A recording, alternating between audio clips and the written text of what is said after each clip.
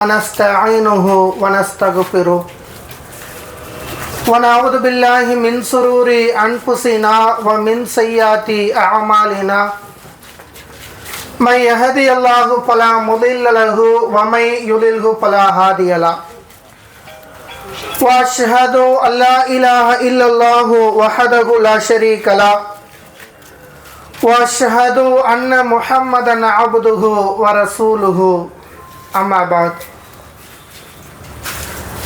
கண்ணியத்திற்குரிய எல்லாமல்ல அல்லாஹுவின் நல்லடியார்களே, நம்முடைய கொள்கை சகோதரருடைய உடலை நல்லடக்கம் செய்துவிட்டு இந்த மரணத்தின் மூலமாக சில அறிவுரைகளை பெற்றுக்கொள்ள வேண்டும் என்பதற்காக நாம் அனைவரும் இங்கே ஒன்று கூடியிருக்கிறோம். அன்பு சகோதரர்களே, நாம் ஏற்றுக்கொண்டிருக்கிற இந்த இஸ்லாமிய மார்க்கம் இந்த உலகத்தில் நாம் எந்த ஒரு சூழ்நிலைகளை எதிர்கொண்டாலும் அதன் மூலம் தேவையான படிப்பினைகளையும் பாடங்களையும் பெற்றுக்கொள்ள வேண்டும் என்பதை இஸ்லாம் பல கட்டங்களில் அடிப்படை பாடமாக நமக்கு சொல்லிக் கொடுத்திருக்கிறார். அந்த வகையில் இந்த உலகத்தில் வாழக்கூடிய நாட்களில் நிச்சயமாக மனிதன் மரணத்தை சந்தித்தே தீருவான். மரணத்தை தாண்டி எவராலும் இந்த உலகத்தில் நித்திய ஜீவனாக வாழ முடியாது என்பதை பல்வேறு வசனங்களின் மூலமாக அல்லாஹ் ரப்புல் ஆலமீன் நமக்கு அறிவுரையாக, எச்சரிக்கையாக, ஒரு கட்டளையாக திருமறை குர்ஆனில் சொல்லி காட்டுகிறான். அல்லாஹ் ரப்புல் ஆலமீன் திருக்குர்ஆனுடைய 32வது அத்தியாயம் சூரத்துல் சஜிதா அந்த அத்தியாயத்தில் சொல்லுகிறான், குல் யதவஃபாக்கும் மலக்குல் மௌத்தில்லதி உக்கில பிக்கும் சும்ம இலா ரப்பிக்கும் துர்ஜஊன். உங்கள் உயிர்களை கைப்பற்றுவதற்கு, உங்களுடைய உயிர்களை கைப்பற்றுவதற்கு என்று உங்களுக்கான வானவர் நியமிக்கப்பட்டிருக்கிறார். அவருக்கான பணி உங்களுடைய உயிரை கைப்பற்றுவது என்று திருமறை குர்ஆனில் அல்லாஹ் சொல்லுகிறான்.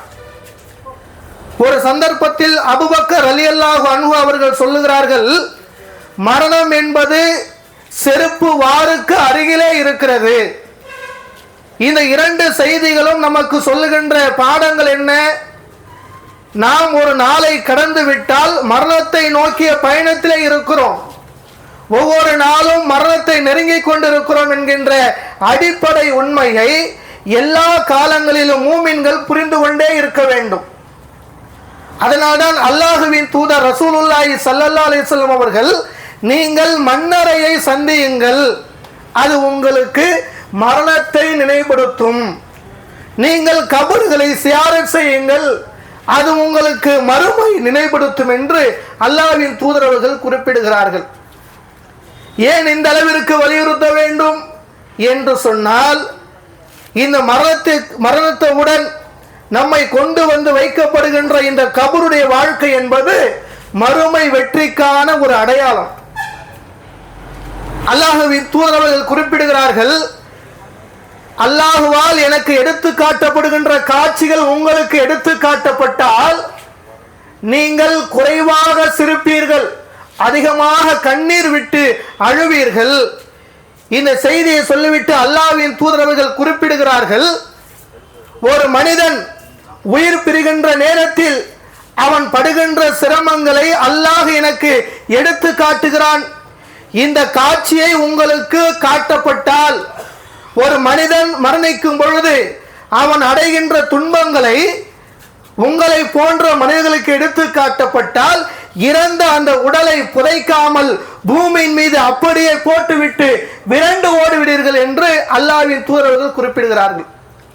இந்த கபருடைய வாழ்க்கை என்பது, மரணம் என்பது, மரணத்தினுடைய நிலை என்பது மிகவும் சிரமம். இந்த செய்தி அல்லாஹ்வின் தூதர்கள் குறிப்பிடுகிறார் என்று சொன்னால், ஒரு மனிதன் மரணிக்கும் பொழுது அவன் அடைகின்ற சிரமங்களை, துன்பங்களை, கஷ்டங்களை நாம் கண்கொண்டு பார்த்தால், நாம் உணர்ந்தால், அந்த உடலை முறையாக அடக்கம் செய்யாமல் அப்படியே போட்டு விடுவோம் என்று நபி அவர்கள் குறிப்பிடுகிறார்கள். மரணித்தோருடைய இந்த வாழ்க்கை என்பது, உலக வாழ்க்கை என்பது, குறுகிய கால வாழ்க்கை என்பது முடிந்து விட்டது. அவர் இரண்டாவது கட்ட வாழ்க்கையிலே இருக்கிறார், கபருடைய வாழ்க்கையிலே இருக்கிறார். அல்லாஹ்வின் தூதர்கள் குறிப்பிடுகிறார்கள், யார் கபருடைய வாழ்க்கையிலே வெற்றி அடைந்து விட்டாரோ அவர் மறுமையிலே வெற்றி அடைவார். நாம் எல்லாம் புறப்பட்டு சென்ற பிறகு வானவர்கள் அவர்களிடத்திலே கேள்வி கேட்பார்கள். மன் ரப்புக, உன்னுடைய இறைவன் யார்,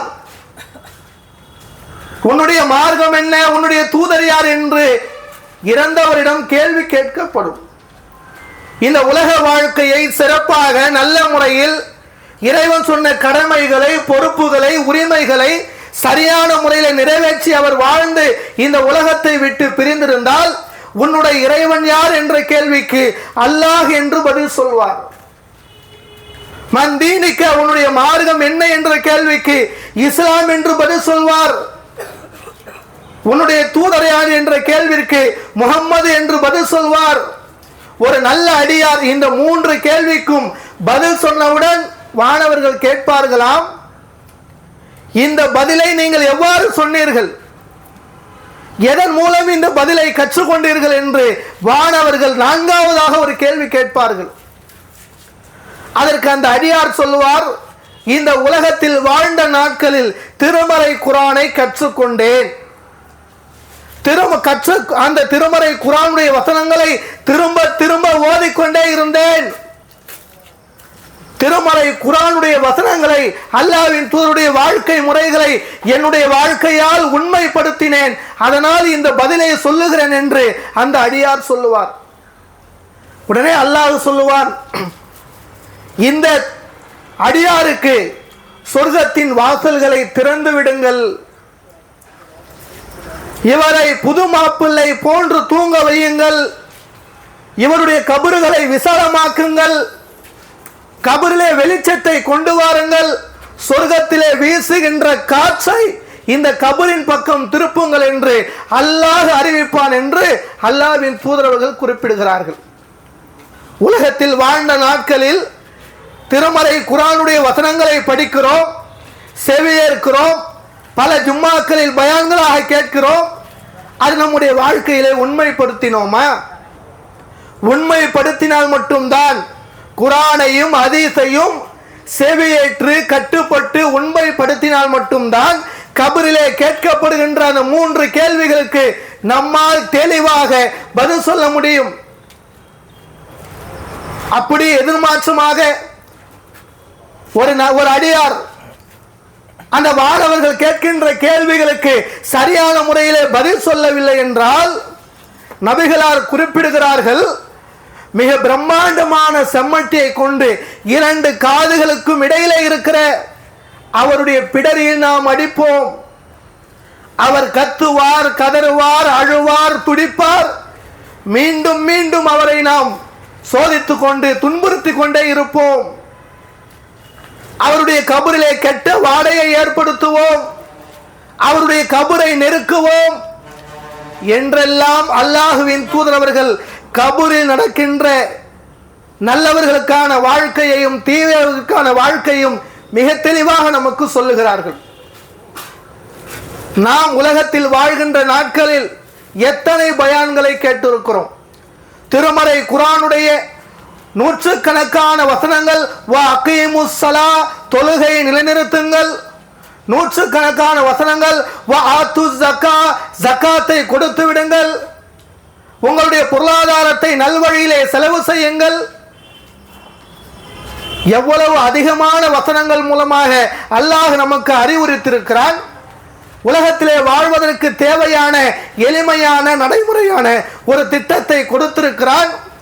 அதில் நாம் பொடுபோக்குத்தனமாக இருந்தால் நம்முடைய கபருடைய வாழ்க்கை என்பது மிகப்பெரிய கேள்விக்குறியாக மாறிவிடும். அன்பு சகோதரர்களே, இன்றிலிருந்து நாம் முடிவு செய்ய வேண்டும், சமிஅனா வ அத்அனா, செவியேற்றோம் கட்டுப்பட்டோம் என்று ஒரு வாழ்க்கையை வாழ்ந்தால் நிச்சயமாக கபரில் கேட்கப்படுகின்ற கேள்விகளுக்கும் மறுமையுடைய விசாரணைக்கும் தெளிவாக நாம் இந்த உலகத்திலேயே தயாராக முடியும். அப்படிப்பட்ட பெரும் பாக்கியத்தை அல்லாஹ் ரப்புல் ஆலமீன் எனக்கும் உங்களுக்கும் தந்தரு புரிவானாக என்று கூறிக்கொண்டு, வந்திருக்கக்கூடிய சகோதரர்கள் நம்முடைய கொள்கை சகோதரர்